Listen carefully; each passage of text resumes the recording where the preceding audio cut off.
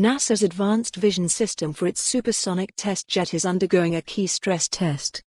NASA is keeping things moving with its X-59 program, the one where it's developing a modern supersonic aircraft that proves the viability of lessening the traditional supersonic boom to a mere supersonic thump, in order to show that supersonic commercial passenger flights over land could be a real thing.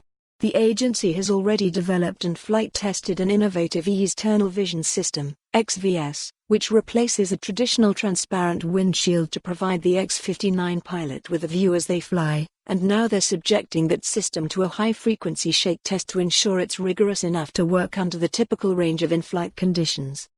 The XVS has actually already flown. Last August, it was loaded aboard a decidedly non-supersonic aircraft, the Beechcraft King Air UC-12B to be exact, which let the team working on the system show that it could do everything they needed it to in terms of providing pilots with real-time visibility of the air in front of them.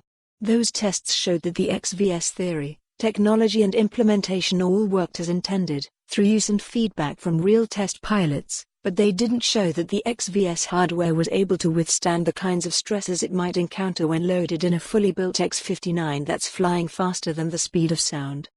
Obviously, NASA doesn't want to wait until the X-59's first flight to figure out if the XVS can handle said flight. That's why things like the shake testing it's doing now are so important. The shake test will expose the Versus computer, displays and cameras to the kinds of vibrations it would experience during a typical flight.